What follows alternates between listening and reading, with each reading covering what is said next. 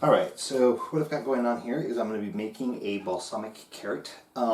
And so my carrots are about 1/8 of an inch thick. I'm doing them in these long lines as well as about 3/8 on my mushrooms. I've got finely diced garlic and onions in a mix here, and this I took hot water with better than bouillon stuff. It doesn't dissolve very well if you don't use hot water, and if you put it straight into the pan with water or whatever, it has this tendency to kind of get really, really clumpy, and it doesn't really integrate very well into the dish. So my pan is getting hot here. Again, I'm looking for a little bit of a viscosity change, and I'm going to start off, because I'm putting a fair amount of my garlic and onion here, because I want to get that a little bit browned. Onions are a little bit more forgiving than garlic is on that. Right. So the rest I can put in later on. It's going to be a little bit much though, so that got a little bit too much. Get that nice and started. I also have a little bit of sherry that I'm going to be dropping in there. I don't generally like. I'm doing this kick right now where I'm trying different sherries, and if I don't like them, I cook with them. Right. So this is just one Lustau East India Solera. A Solera means that you have multiple barrels that are stacked on one another, and then as the bottom barrel ages, you'll take out a certain amount of the sherry, and then you'll move it down the stack so that if you're doing like a 5-year Solera system, right? You're going to have 5 barrels stacked on top of each other. The bottom one is going to be 5-year-old sherry, and then the one on top of it will be 4, 3, 2, 1, and it'll be a blend of all those. So your bottom one will actually end up being a lot older. It's just a minimum of that 5 years. All right. So, oh look, I've got water. This is just for pasta. Not really doing this video to show you guys pasta, but I do need to get it made. So that will probably be enough water. But yeah, if you're going to do pasta, then you want to make sure you have enough water. And I guess since I'm here, I will talk about that as well. But okay, so I'm getting this going. I can see that.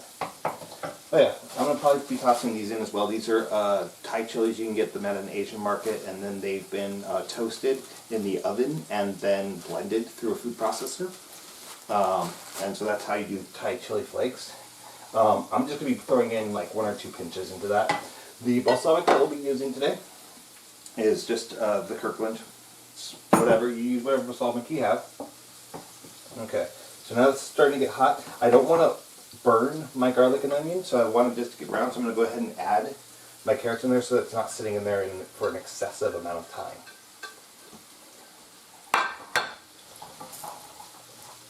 And again, I probably cut up too much of everything.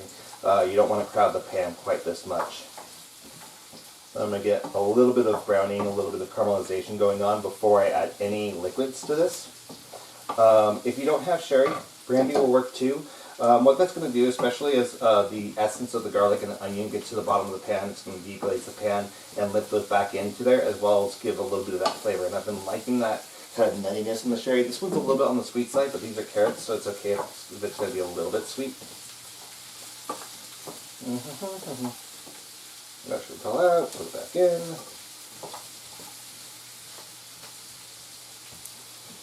Alright. So as we're waiting for a little bit of this caramelization to happen, I will point out the carrots that I'm using are rainbow carrots, so they're yellow, purple, sometimes white, orange. It's just a mix there. When you have a carrot or any other type of fruit or vegetable that comes in multiple colors, always aim to have more of those colors. Not only to get a different flavor profile, I find these rainbow carrots to be a little bit milder, less bitter than other carrots, and also that they have a tendency to be have different types of antioxidants in them.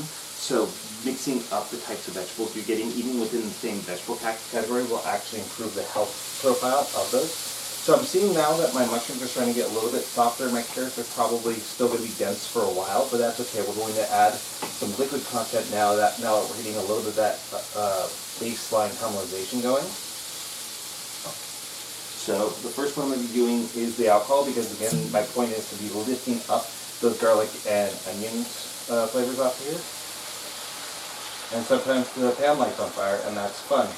Probably not going to happen. You notice that for the sherry, I'm using one of these sucker tops. They can extend the life of a wine, or which this is a fortified wine, or a fortified wine such as like a vermouth, for sometimes even months on end. So they are really, there's a lot of data that shows that that actually is a good way to preserve stuff. Some people might throw in salt at this point, or maybe even sooner, to kind of over season everything. I know I've made this point a lot of times, but I don't like to add a lot of salt to what I'm doing, and this bouillon already has plenty of salt for the entire dish. So if I find that when I'm done with this, it's like, oh my god, this is still not salty enough, I can always add salt later. You don't have to do it super early in this, and I know that every chef out there is probably going to but you know, health. Alright, so we've deglazed that pan, so now we can go ahead and add our broth a little bit. I've got a little bit too much moisture content in this now. So you really don't need that much, especially since what we're going to be doing here. So I'm going to take my balsamic. Actually, I'm going to remove some of this moisture content first. Just because what I want to have happen is I want to do a reduction of that balsamic to bring out more of that sweetness and not too much of that saltiness. But take off a lot of this moisture. Still want some, but there we go. And I'm just going to do a quick wipe here. There we go. And now that I've done that, just a touch more. Alright, so the balsamic is going to be what's remained here, and I want to make sure that it condenses down. I really, really hate this Costco bottle. It just really doesn't, it's not very generous with how much of the balsamic it brings out here. There we go. So you saw that that's actually quite a bit of balsamic. It's going to be a little bit saucy in the end. But again, when I first put this out, you're going to get that like nose of all that bright vinegar. But that's what's going to burn off here, and that's what's going to start to open up and reveal that sweeter flavor that you will have in that balsamic reduction. And now, with the Thai chilies, I'm just going to take like, here's 1 pinch, 2 pinch. Like, this is very, very modest. And I do wear contact lenses, so I'm going to go ahead and wash that off really quick.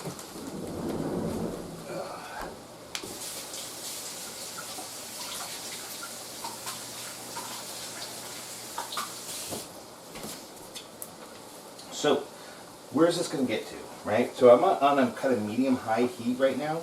I might want to turn that down in a moment when this starts to reduce, because again, that balsamic is going to have a pretty high sugar content, and it's going to tend to want to burn to the pan and all that.